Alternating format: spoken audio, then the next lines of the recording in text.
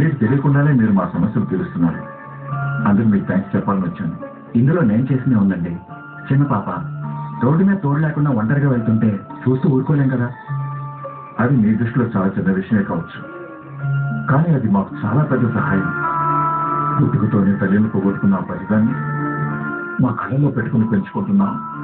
దానికి ఏం జరిగినా నాకన్నా ముందు నా భార్య ప్రాణంతో ఉండేది కాదు. మీ రుణం ఎలా తీర్చుకోవాలో నాకు అర్థం కావడం లేదు. మీరు చాలా పెద్ద మాటలు వాడుతున్నారు. ఇది కూడా నా డ్యూటీలో ఒక భాగమే. ఎంతమంది పోలీస్ ఆఫీసర్లు మీరే డ్యూటీ చేస్తున్నారు? తాజీ రోడ్డు మీద పడిపోయిన వారి మీద న్యూసెన్స్ కేసు బుక్ చేయకుండా గౌరవంగా ఇంటికి తీసుకొచ్చి వదిలిపెట్టారు. అయినా నేను ఇప్పుడు మిమ్మల్ని పొగడానికి రాలేదు. ఎందుకు? ఏదో బంధం, ఏదో తెలియని అనుబంధం మనల్ని కలుపుతుంది అనిపిస్తుంది. మిమ్మల్ని చూస్తే ఏదో ఆత్మీయత, అది ఎందుకో ఏమిటో తెలియడం లేదు.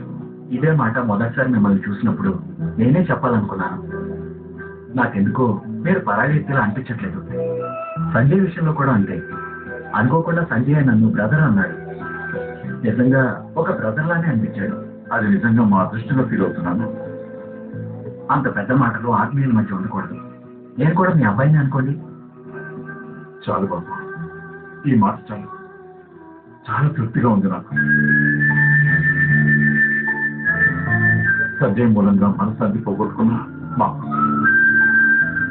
మీ మాటలు చాలా ఉత్తేజాన్ని ఇస్తున్నాయి. వెళ్ళిస్తాను బాబు.